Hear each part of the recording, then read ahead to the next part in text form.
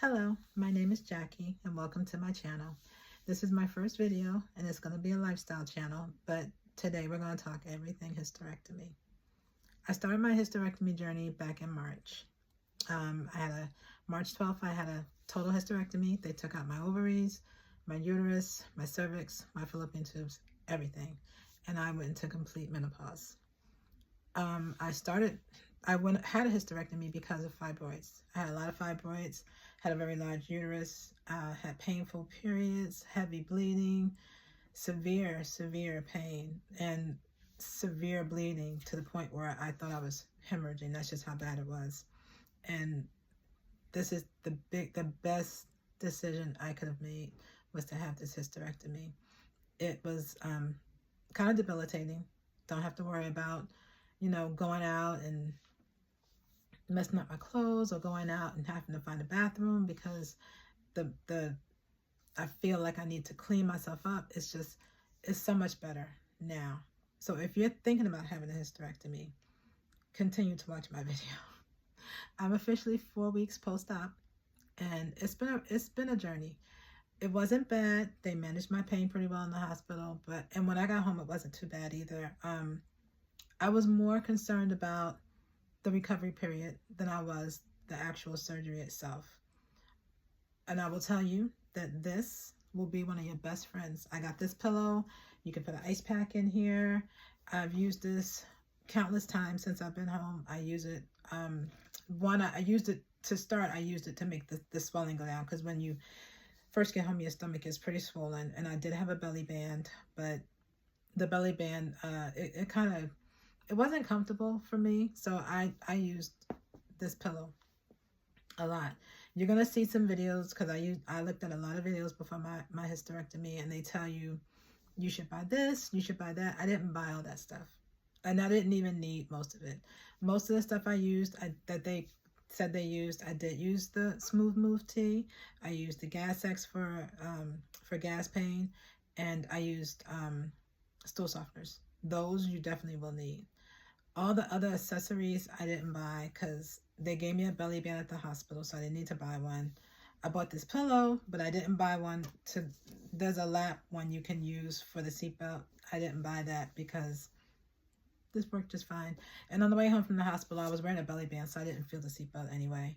And my husband bought me a wedge pillow to make sitting up in bed a little bit easier. But I wasn't going to buy that either.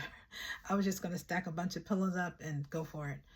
But I will say the wedge pillow did help. So if you can get a wedge pillow, maybe you should. But you don't need to. And that's really it. I didn't buy anything else because I didn't need anything else. There was pain. And the pain I managed with ibuprofen and Tylenol. I got a prescription for oxycodone, but I didn't use it. I got it, but I didn't use it. I didn't need it. So I just used the ibuprofen and Tylenol, which worked fine for me.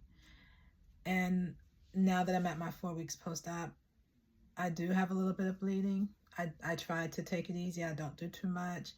I ordered a grabber, but I didn't need that because I have my husband and my kids here, so they can be my grabbers. So I ended up sending that one back. But I really haven't had a hard recovery period. It's really been pretty mild. It's as long as you can rest and you can lay in the bed as long as you need to and have somebody do things for you, you will recover with no problem. Don't do too much. Don't get up and try to be Superwoman. Save that Superwoman for another day. I mean, as long as you have somebody that can do things to help you out, I would say I'm an independent woman too, and I like to do things on my own, but if you got somebody to help you, take the help. When they did my hysterectomy, they ended up doing something to my colon. I think they either tore it or they cut it or they scratched it or whatever, and they had to do a resection of my colon. So they made me stay in the hospital until I was actually able to poop. Some people can go home before they do. They wanted me to stay. So I ended up taking a laxative, which I know is not recommended, but I was so ready to go home. And I really started feeling better once I got home. The whole time I was in the hospital, I felt sick. I felt sick as a dog. But as soon as I got home, I started feeling better. And I recovered a lot better at home than I did in the hospital, because they're constantly coming in, poking you and taking blood and checking your vitals, and you really can't rest in the hospital. But so far my journey has been good. I'm recovering well. This will become your biggest fan if you lose your ovaries like I did. This, oh my gosh, is my biggest fan, because I get hot all the time and I've tried everything. Nothing is working. I'm going to try and find out something else that may work. Haven't tried it yet, so I'll let you guys know, but it's been rough. It's been rough, and it's been a journey. But I will be back with more info as my journey goes along. I'll let you know how it's going. I'll keep you all posted. For the next doctor appointment, I'm not allowed to do anything as far as having sex or anything yet, so we'll see. But stay tuned. And good luck. If you're thinking about having a hysterectomy, let me know in the comments what you think, or how your journey is, or how things have been for you. Maybe something you're using might help me in this instant menopause that I'm going through. Thank you, and I'll see you guys later.